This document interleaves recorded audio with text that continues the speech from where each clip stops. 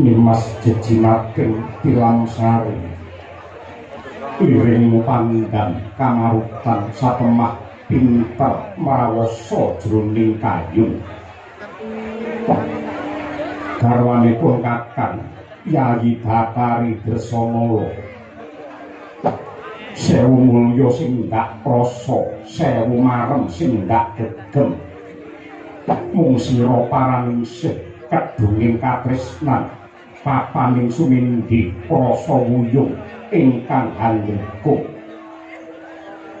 sanadyan geni bisa pisah lawan panase segara pisah lawan gisike gula pisah lawan manise nanging paneh lamun Arjuna pisah lawan mustikaning jantung ya kuwi jeneng sira Yayi Batari Dresamala saya-saya bareng sira Yayi wis ngandhut wijinipun Kakang yekti mimbuhi kabagyan prasasat kejugrukan Wukir Sari kabladaran Samudra Madu.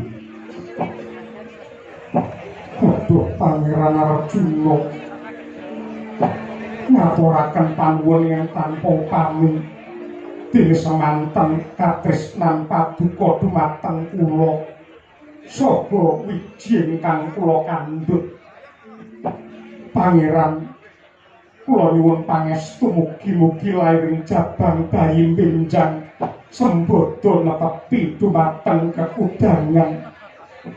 Yayi Dresamala ndak rewangi cegah dahar lawan guli ndak suruh pandonga suci ing pamrih lek ing jabang bayi besok wilujeng niskala satemah dadi putra ingkang garbi budi luhur sarta dadi srana kamulyanipun Kakang lan Siadi sumrambahi katentremaning jagat saisine Dresanala.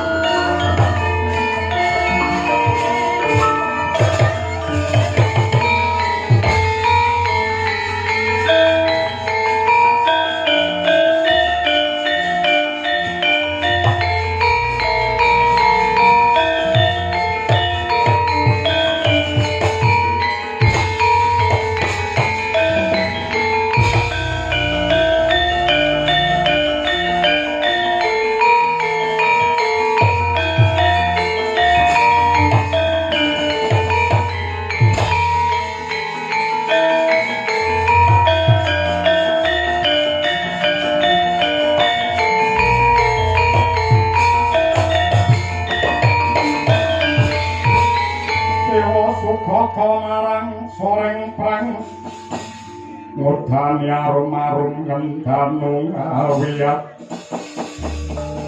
narada ngepalani sawata sukamula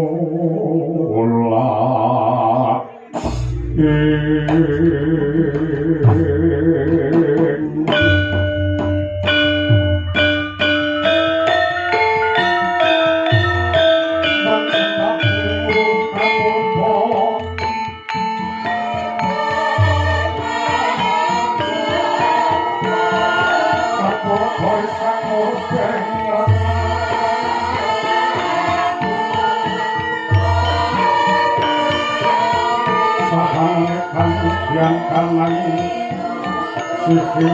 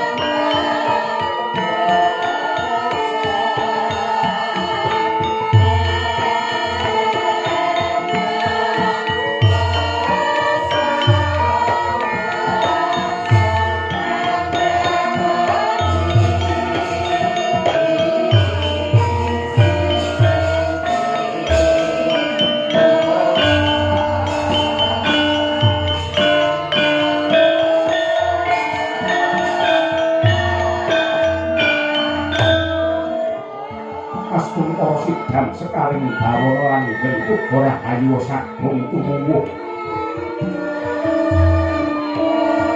kawulun sewu kakang Gunur Sinarabda kakurang pinarak ingkang sekecca kakang talakala berenjang pak kok warudaya slire buntuti acal kater inggih Yayat Yai Guru mboten kirang sekecca anggen kula sowan salam taklim kula katur di inggih kakang brawalan anggen kula mundi bakari permuni diprayogake anggon sowan kawula inggih pukulun sembah pangabekti kula mawantu-wantu konjo sangati pukulun iya ndak tampa kali bonggonging rasa putra ulun nggih Bathara Brahma kawula nuwun wonten timbalan kang adawuh Rama kula nganuji dumateng ingkang putra langkung rumiyin kaliyan kula ngaturaken sembah pangabekti konjo wonten sahandhap padha paduka Rama pukulun iya Brahma ndak tampa gawe bonggonging rasa kaliyan ingkang putra Arga Dahana cumadon dawuh paduka keparing wiji dumateng kula daya wigatosing karsa kaliyan ingkang putra ngangkungaken jonggo miringaken karna nyadong kumentaing sabda tama paduka Rama pukulun sanghyang jagat pratingkah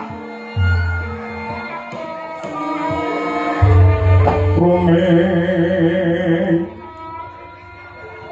mula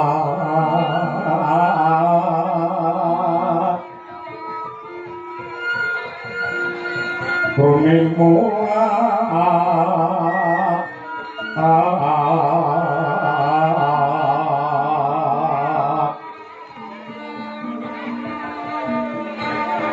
rumeng mulat surat hari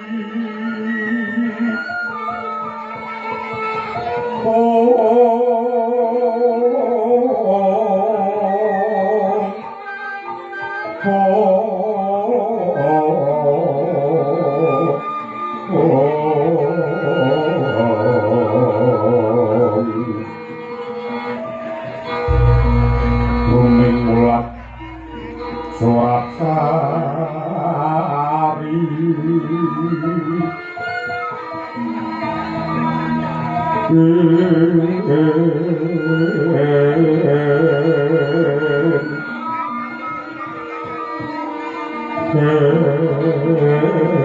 oh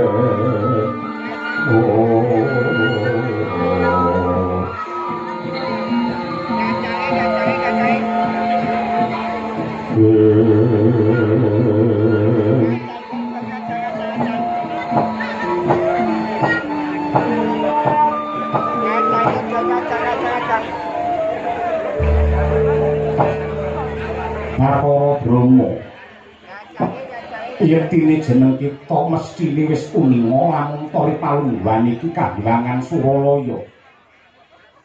Nedenge ketaman Prahara utawa nedeng ketaman goro-goro ingkang kagiri-giri nganti poyang payingan solaing para hapsara lan hapsari.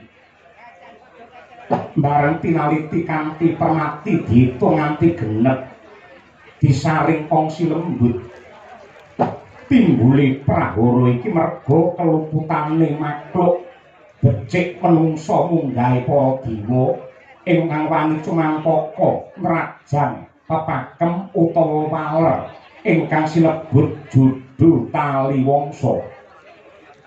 Judu tegese pepacangane priya klawan wanita, tali tegese pangiket, wangsa tegese golongan, mongko wis cetha pratela lamun to hapsara menuju dune hapsari. Satriya klawan putri, Bambang klawan Endang, raseksa klawan raseksi. Ya merga bebrayane menungsa klawan widodari, yektine iki ingkang dadi wiji utawa dadi sumbere Prahara ingkang nimbrung kahilangan.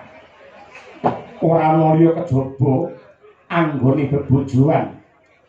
Batari Dresana klawan panengah Pandhawa ing Madukara Si Arjuna iki ingkang dadi bibit kawite ruhara ingkang nimbrung ana ing Suralaya. Aduh, Rama Pukulun kaliyan matur sisik nyuwun samudra pangaksami. Menawi glejah lampahan kang sampun kawuri nalika kahilangan menika dipun serang dening Prabu Nagatasaka. Satemah para dewa boten wonten ingkang mangga puliya, satemah dewa Nyraya wujudipun jago nenggih pun Arjuna.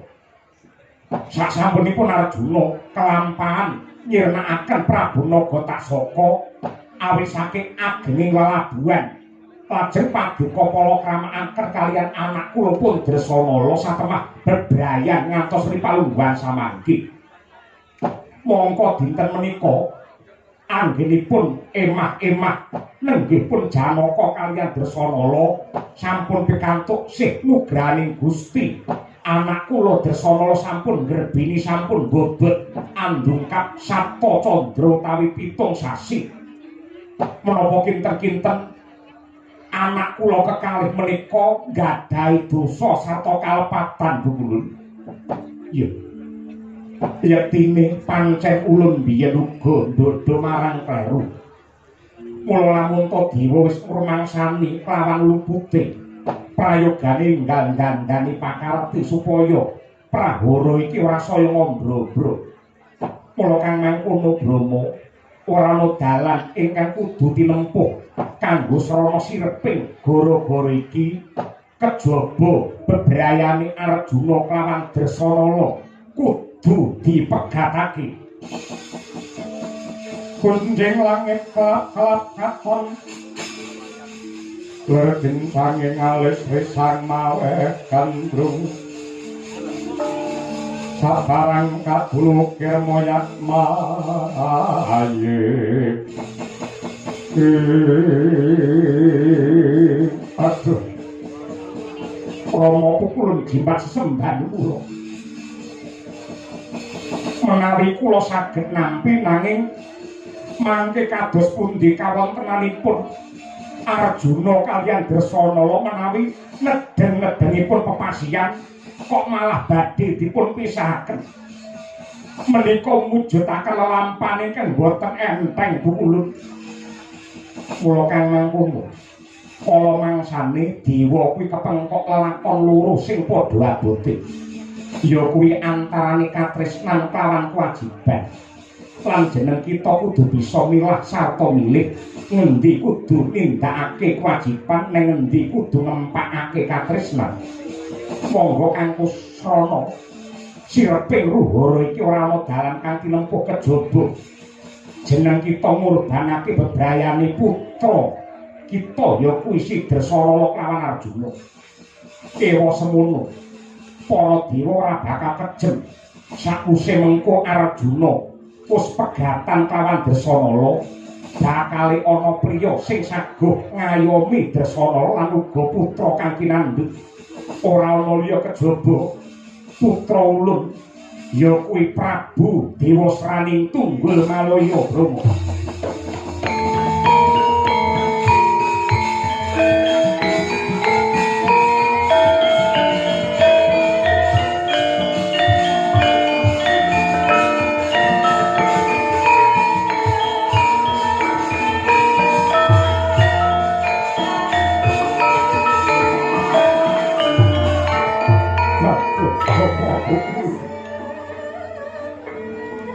Menapa boten wonten cara sanes kangge srana anyirep dumateng prahara kejawi ngurbanaken katresnanipun anak kula.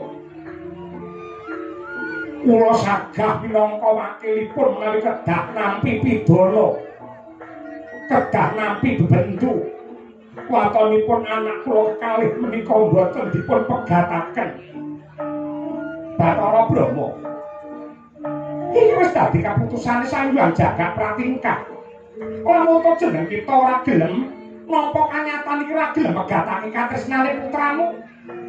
Tegese jeneng kita mung mikolehake diri pribadi lan keluarga, nyiwakake marang kebutuhane bebrayan agung. Kowe kepengin ngrasake mulya wibawa sak keluargamu, ning kowe tega mentala nyawang rusake kahyangan ngono apa piye?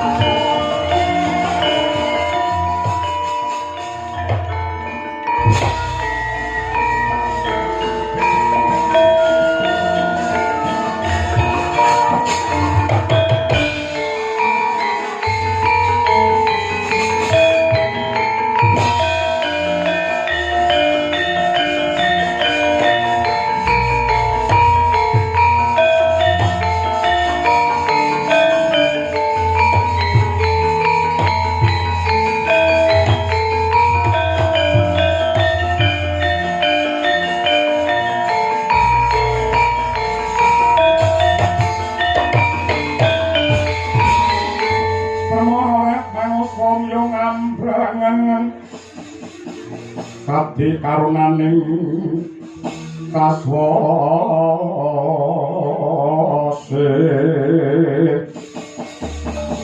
nang marga memawakung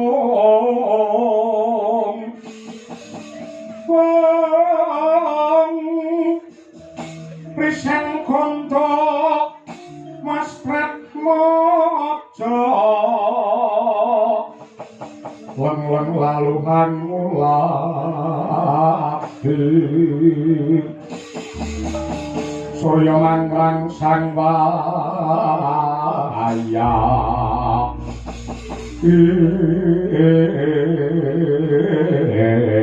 Pawadara kawula nuwun sewadi pramesti nadyaten kang raka suda pangudal-udal boten kajawin kepeksa kula sumalana matur nilar ing tata krami. Nuninggih kados pundi Kakang Gunarsina Ratu. Nuwun sewadi. Kula kok rumaos bab ingkang paduka putusaken menika cetha lamun to ganjel lan ganjil. Ing atasipun bebrayanipun Arjuna kaliyan Dasanala menika atut runtut-runtungan tur nedeng-nedengipun pepasihan. Ingkang loro-loro nika wau sampun pikantuk wujudipun nugrahaning Gusti ingkang awujud katresnan sejati. Parandene kok badhe dipun pisahaken, badhe dipun pegataken. Menika bab ingkang boten tinemu nalar. Kula saged anggerba, kula saged anyakra bawa. Menika semenipun wonten sanggih rungsit reka daya sandi upaya ingkang mangtindakaken supados ingkang putrapun Dewasrani kalampahan malakrama dumateng Bathari Dresanala. Borong anggenipun mastani Kakang Naradu. Jernyatanipun danger dajin abdari jubutek bening ing mapan wonten ing kahyangan menika wonten Purba Wasisa Ulun. Ning kula dados Kula menika kewajiban kula ngemutaken dhumateng paduka menawi klentu. Ngibaratipun nuwun sewu, kreta jaran sak kusire. Paduka menika kusiripun, kula menika kreta lan jaranipun. Inggih kedahipun menawi jenengan dika dados kreta lan jaran. Kedahipun manut kaliyan kusiripun. Menawi jaran kewan manut gandeng kula menika dewa nggih meksa mikir langkung rumiyin. Yen karo kusire didak dalan mambah ning dalan sing lempeng lan alus mesti kula badhe nderek ning nganti cemplunge teng jurang kula mboten purun ya. Kakang Narada punapi kula kaliyan paduka menika ibaratipun keris kaliyan rangkanipun. Leres paduka kerisipun kula rangkanipun. Kenging menapa menika wonten keris sing badhe mlebet wonten ing rangka kok rangkanipun mboten purun. Merga kerise bengkong. Keris niki yen bengkong dilebokke teng rangka, rangkane ingkang badhe kesakitan ya. Kula mboten saged nampi. Menawi Kakang Narada mboten kepareng dhahar atur kula. Manglereng kemaos saking golongane para dewa. Lah iki sing tak ateni.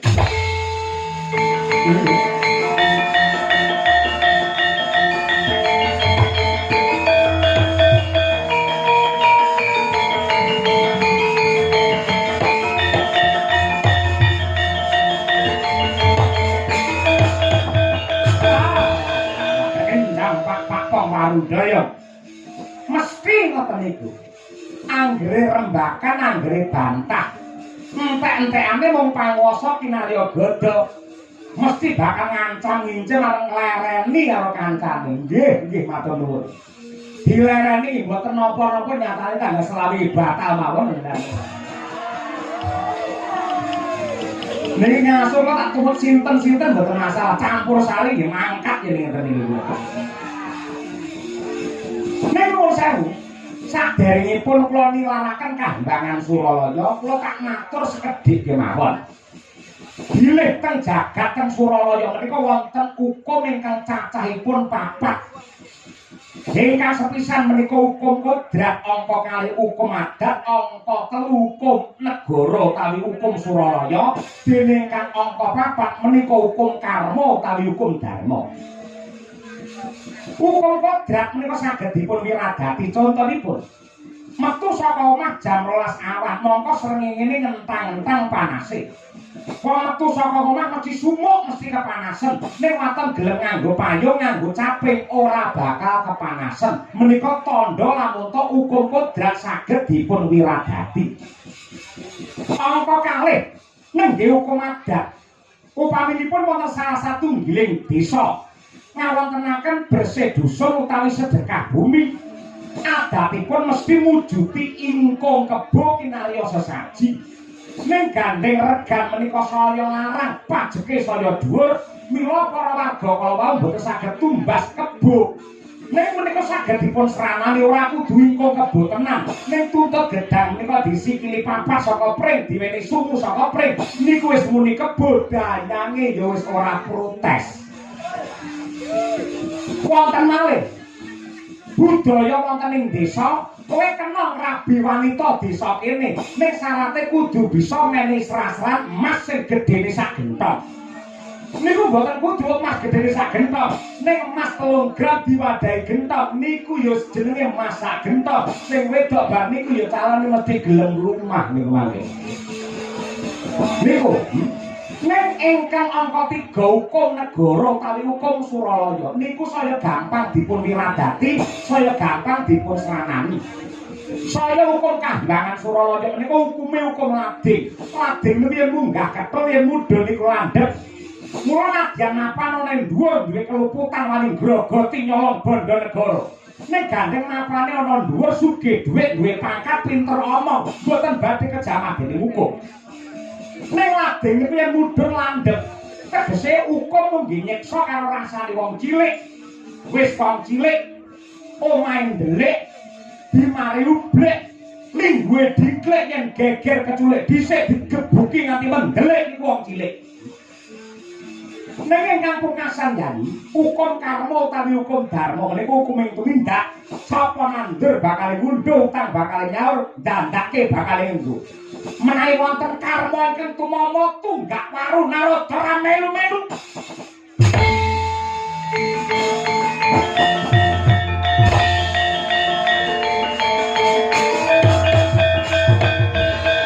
Paduka menika tetunggiling para dewa.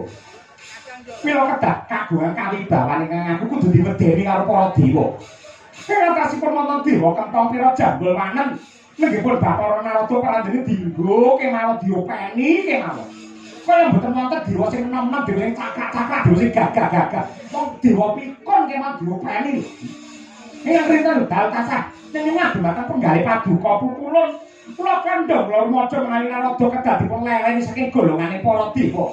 Menika mboten patut, mboten trep wong dewa cebul. Paranjene ngendel-ngendelke ucape kaya bisa njara langit kadhe mekaten. Mergo ana paribasan. Cangkemmu omong apa? Apa rumangsamu aku wis teko Banjung Buyangan apa piye? Kowe ngelokke aku lamun aku dewa kempong pira, dewa cebul, apa raimu ki bejaji napa piye? Apa rumangsane ki ayu-ayune widodari? Kowe ngiluke? Ngiluke wis sawangen raimu ki gilani kaya ngono. Parane nyek karo Narada gelem dhewe. Ora ngilu karo kitoke. Wah. Ya pure oleh begengek ngendel-ngendel kuwi.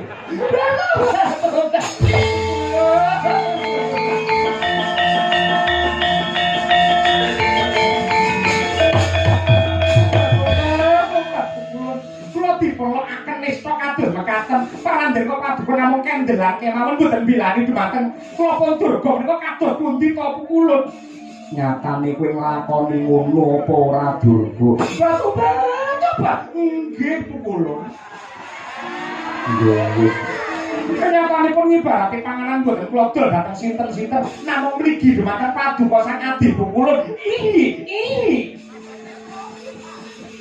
ya wis dilakoni wae kanthi ikhlas. Sing dapur palungguhan iki ora ana kang njerimpeti, Kakang Narada wis suwisih.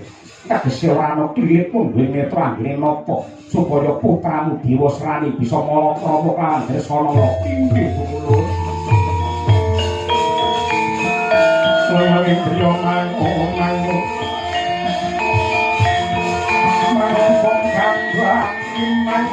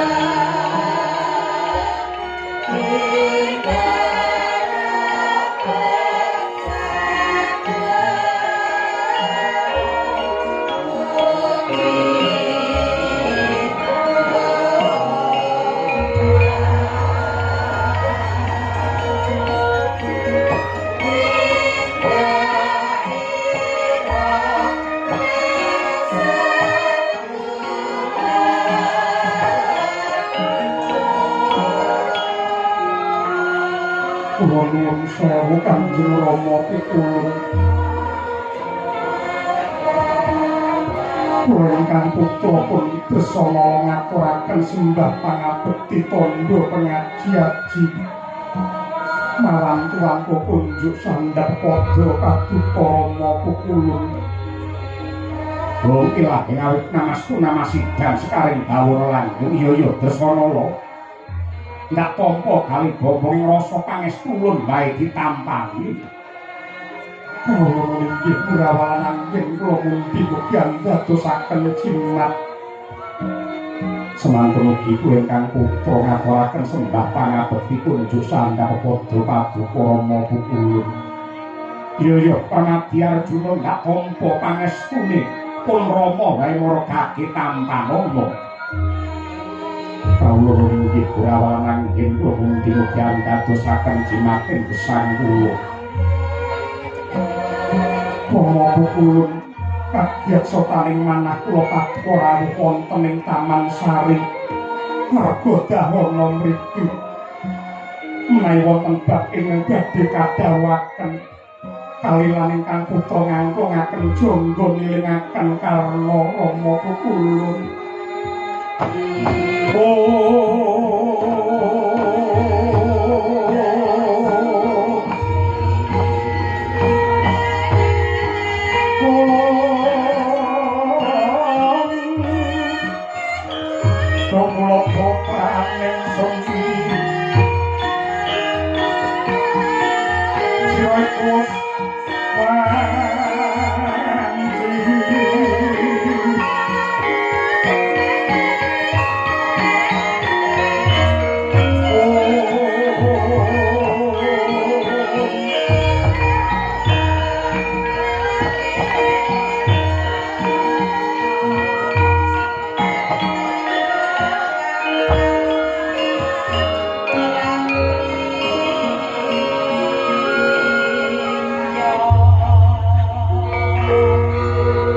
Sira iku wanci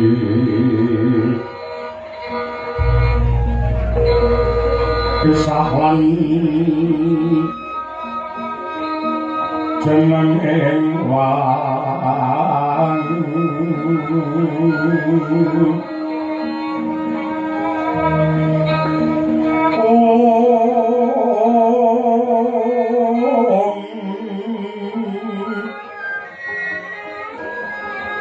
Iwa kulineng arti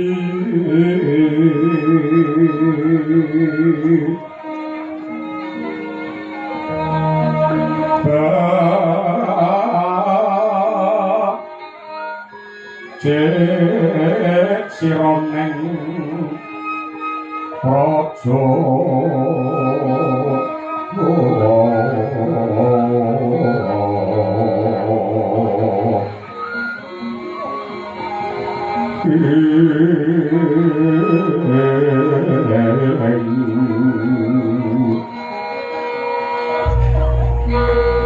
Suwiteng Narpati mongko wekas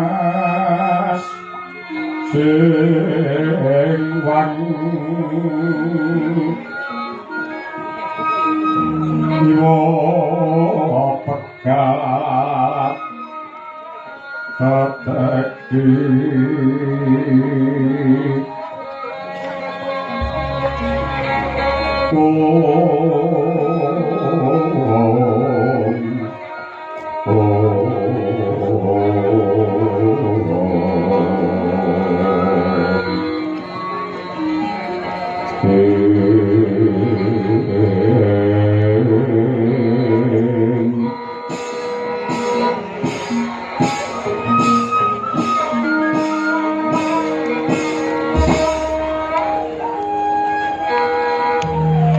Sadurungipun Rama mundhut pangaksama dening ganggu kamardikanmu ingkang nembe karonsih ana sajroning Taman Sari Argadahana kene. Yektine ya saka gedhene pangeman lan uga rasa tresnane wong tuwa marang putra. Yektine pun Rama mung kepengin lan kumajelu ngerti nganti ripalungguhan iki kepiye kabare anggengmu bebrayan. Dresana nganti ripalungguhan iki apa isih ngrembaka lan ngrembuyung katresnanmu marang garwamu Raden Arjuna. Mungkin Rama Pukulun kumawi jagat kurping langit boten wonten priya ingkang ngrengga saklebeting sanubari kejawi namung Raden Arjuna.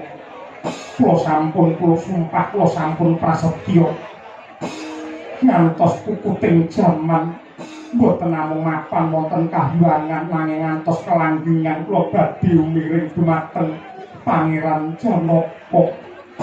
Syukur bagi suyen pancen kaya mangkono Arjuna. Kawula nuwun wonten ing dalan ingkang ngadawu. Apa isih ngrembaka gedhene katresnanmu marang Dresana? Aduh, Rama Pukulun. Menawi kirang pitados kaliyan kasetyaning manah kula monggo kula aturi bengkak dodo kula. Mendhet jantung kula ingkang ngrengga saklebeting jejantung inggih namung mustikaning nala. Mutiaraning gesang kula nenggipun Yayi Bathari Dresana. Arjuna wonten dawuh. Jeneng sira kuwi ditandur ana ing alam padang dening Gusti ingkang nyipta jagat. Pinaringan wujute jejibahan dadi apa? Nggih. Awon tanpa rupi kula kadhapuk mongko dados satriya.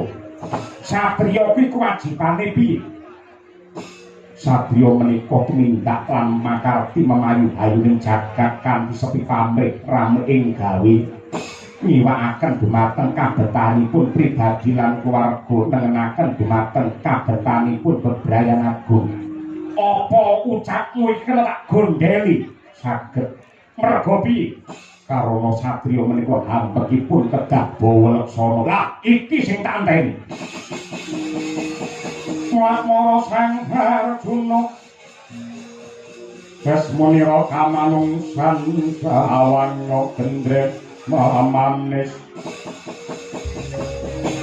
kliringe dikamantian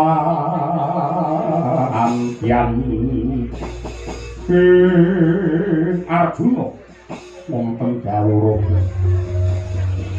yen pancen manut kandhamu sing jeneng satriya iki kudu miwakake keperluane pribadi lan keluarga nengenake kebutuhane bebrayan agung. Ning yo gene wis pirang-pirang sasi jeneng sira katrem jenjem mapan ana Kambangan Argadahana. Rina iki mung tansah sumandhing kelawan garwamu ya kuwi Dresana. Mongko wis cetha ngeglo tanpa warana lamun to jeneng kita kuwi satriya madukara ing negara Ngamarta sing duwe kewajiban rumeksa marang hayune para kawula sak negara. Yen kowe ripalungguhan iki mung jenjem mapan ana Kambangan sumandhing karo bojo ngrasake nikmatmu banget sing kaya ngene banjur babar pisan ora kumlawe tanganmu anggene ngayomi sagung para kawula dasih. Kira-kira yang patrakmu ndek tutuk-tutuk nih kaya ngono apa ora tetel sing dadi jiwa kasatriyanmu.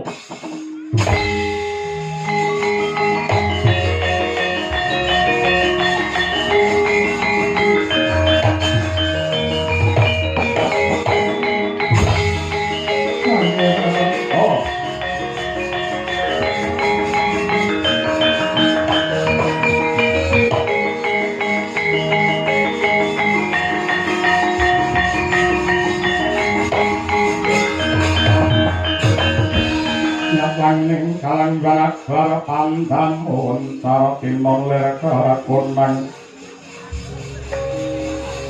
suram soroti tanpa adang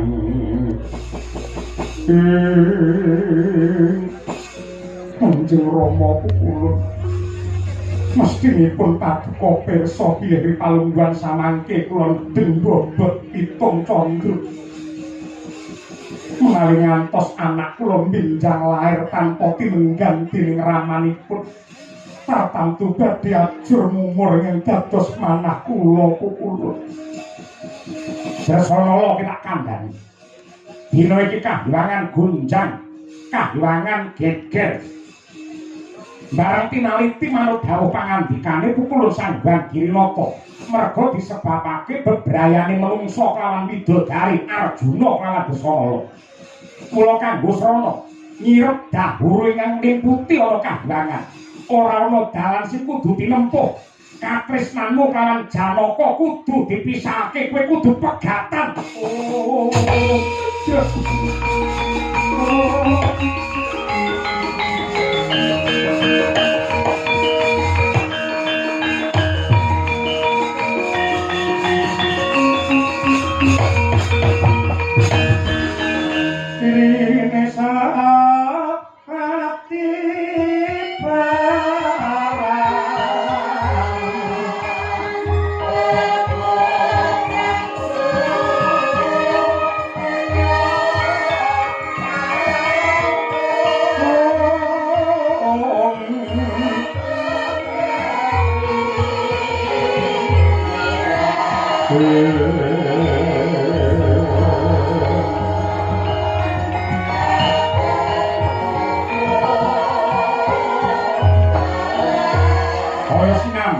gedhek jantunge sang Bathari Dasanala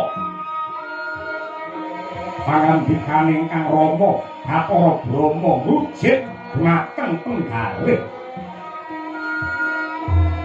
gedhening katresnan aboting kasedhiyan yakti tan bisa pinisahake pandene samangke gagari garambyar buyar merga kagines dening wengi sing kahanan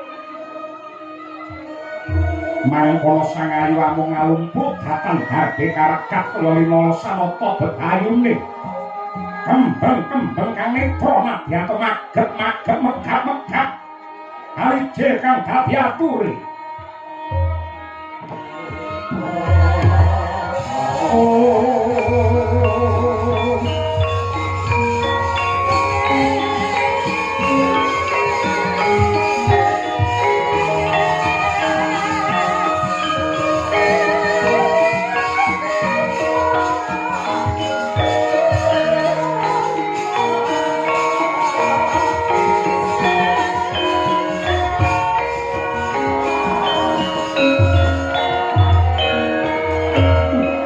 Kanjeng Rama pukulun tetewa kejem satawengis lampane kedah kula sambung nadyan kados pundi kemawon paribasan donya menika kiamat katresnan kula kaliyan Pangeran Arjuna mboten bedhe wonten getipun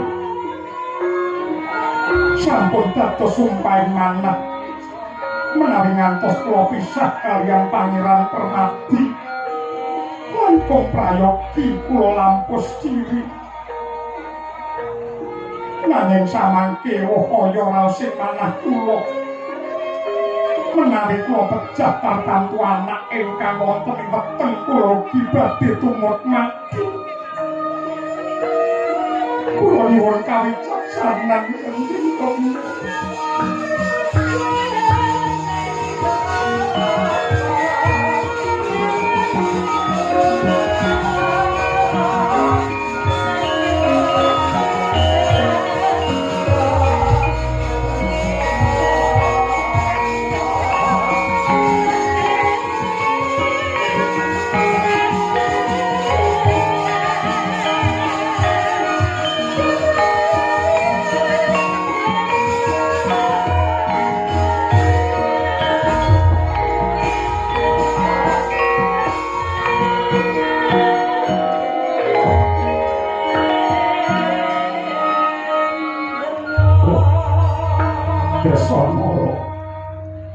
Yektine tanpa beda lawan jeneng kita rasaku ya abot. Ning ngendi wae sing jenenge wong tuwa kuwi mesti kepengin ngerti karo anak putune mulya wibawa uripe tentrem. Ning sepira ta kekuatane wong tuamu si Brahma iki. Mula kowe sing pinter gawe mareming rasa merga yen kowe gelem kurban tumrap lakon iki dadi srana tentreme kahyangan Suralaya. Lan kowe aja kuwatir, aja sumelang rasamu. Saklungane bojomu Arjuna bakal ana piyayi sing saguh ngayomi lan ngopeni kelawan anakmu.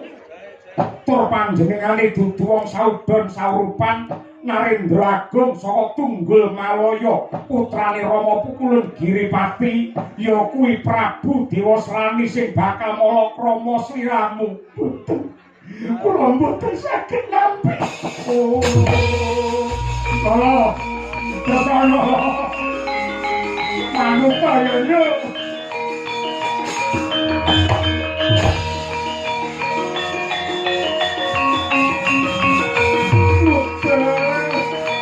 Banyak.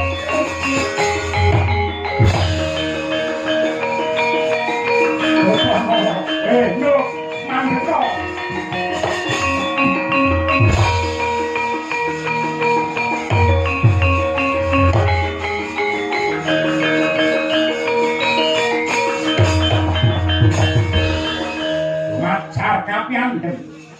Hanengge Sang Batari Dresana dupi midhanget dumateng pangandikanipun ingkang Rama nedya den palakramaken kaliyan priya ing babar pisan datan den tresnani. Mangkala sang ayu drek sundul langit njula kaya nabrak akasa. Pambengoke kaya bisa nyigar langit.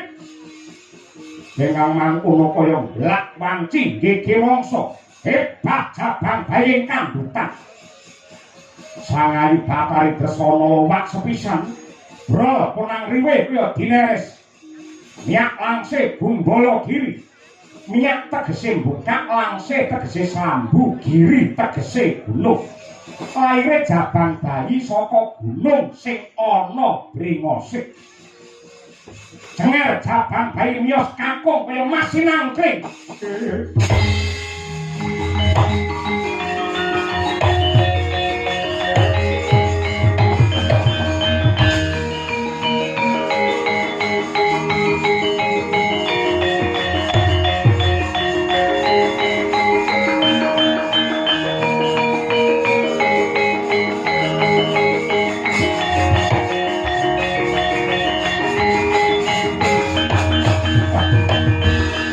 Kowe malah babaran. Kowe malah nglarake Dresana. Anakmu lanang ganteng gedhe pangaribawane kaya ngene.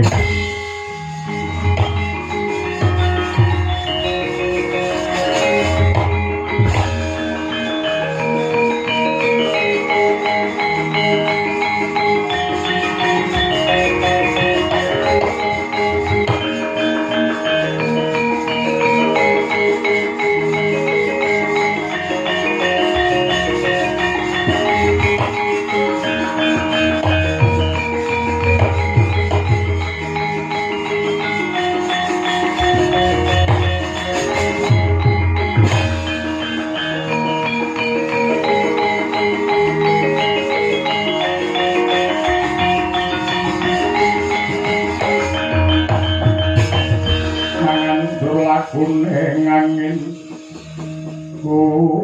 kuragrane ngarga kura gurnita kagiri kiri Bathara Brahma wonten dawuh Sang Batari Permuni sing tak gendong kuwi sapa meninggih menika putu kula atur wuninga bilih Dresana sampun babaran sampun lairan mijil jalu. Lari palungguhan iki Dresana mapan ana ngendi? Nembe semaput mapan wonten ing Patenggan. Dewasrani wonten dawuh. Mumpung ripalungguhan iki Dresana ora eling Purwadasina, gendongen bopongen gon mulih ning Tunggul Malaya. Kendal.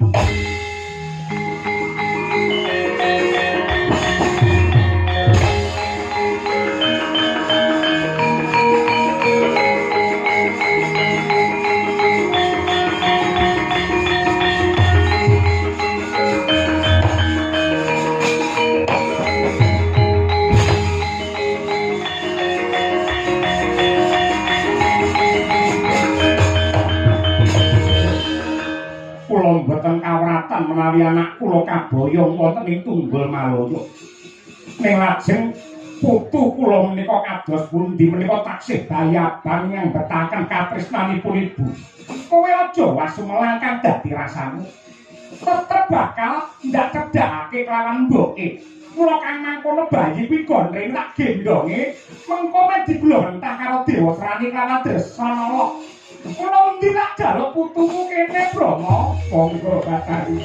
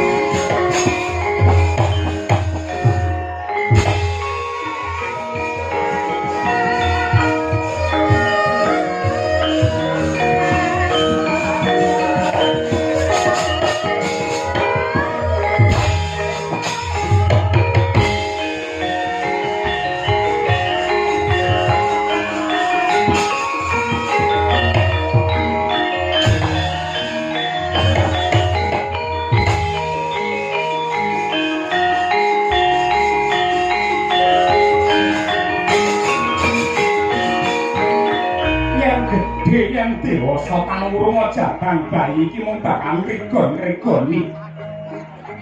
Yo kuwi anakku Dewa Srani anggen kok kasihan kelawan Dresanala. Aku ngopeni jabang bayi iki padha karo mingu wujute gogol.